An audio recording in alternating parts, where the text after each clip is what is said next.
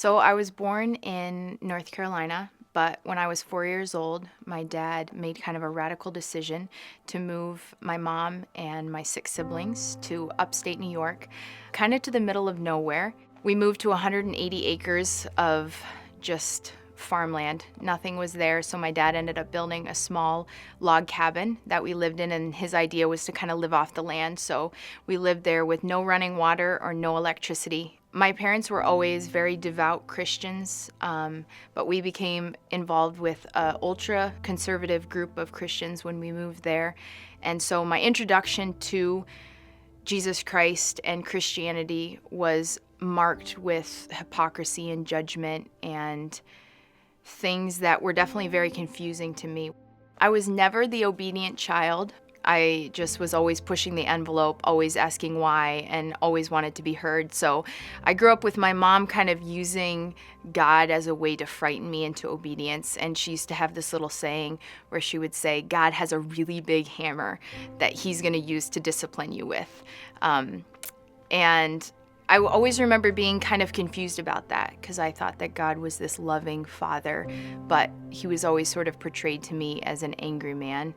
So on the outside, I think that my family always looked like we were the perfect Brady Bunch, but on the inside, there were a lot of big issues. The lifestyle that they had chosen really started to pull my family apart. When I was about 8 years old, I started struggling with panic attacks, which were overlooked by my parents and viewed as a way or a means for me to get attention, which definitely wasn't true. But at the time, there was just a lot going on, and there were a lot of kids to be cared for, and so it was kind of pushed off to the back. And I think this was really when I started feeling and understanding what it was like to kind of resent my parents and just to not trust them.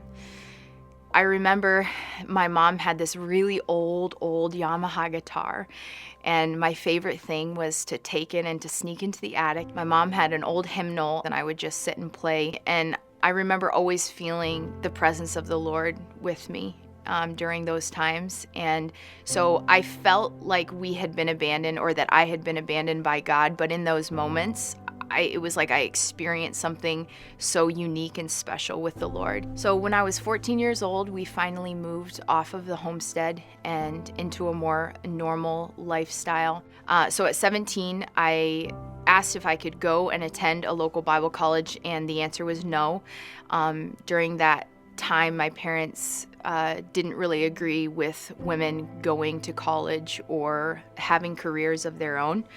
So instead, I went to live with a trusted pastor and family friend, and the idea was that I was going to work alongside them and their ministry. And this ended up becoming my biggest nightmare. Sexual, mental, and emotional abuse were something that I dealt with every day, and I felt very trapped during that time. I didn't know where to turn or who to tell, and I felt like, again, God had completely abandoned me, and that this was something that was happening to me because of God's judgment on me. So at the end of a year, I moved back home, and I was so unhappy with my life. Just because of everything that had happened. I started struggling with an eating disorder and self-harm and anxiety, and this just kind of started to consume my life. So I moved back home for a short time, but I knew that I didn't want to stay, and I knew I couldn't. And so I looked for another opportunity, and that came as a chance to go overseas as a missionary to the Philippines. So even in the midst of the mess I was in, I chose to go. It was only supposed to be for 6 months. So when my term came up, I chose to stay and open a daycare preschool center for underprivileged children. This had been a dream of mine for years, and I finally felt like I was kind of becoming the person that I was supposed to be and doing the things I was supposed to be doing with my life. In 2016, I knew that God was calling me back home to the U.S. and back home to my family. So I came back home, and Matt and I were talking about getting engaged one day when he came to me and told me that I needed to forgive my father and the men that had wronged me in my life. I was initially really upset because I felt like I had finally forgiven them, but I realized that I had actually only put enough distance between myself and what had happened, that it was just really numb, but it wasn't really true forgiveness. So I decided to go and see a therapist. And it was really hard for me having to have those open discussions and talk about my pain and my hurts, and things like that quickly made me realize that I really had still a lot of anger, and that I hadn't actually forgiven those people. But God is so good, and in his faithfulness and just his love for me, he just changed my heart, and I was able to find forgiveness for my dad and for those men. 10 years ago, after the trauma that I went through with the pastor that I lived with, and just the hypocrisy that I saw in the church, I wanted nothing to do with it. And I literally said that I never wanted to marry a pastor or a missionary, and I never wanted to move back to New York. And so a decade later, here I am, married to my missionary husband, living in New York, and walking beside him as he's pastored Halstead for the last 9 months. So God definitely works in mysterious ways, and never say never. I want that same kind of redemption for others.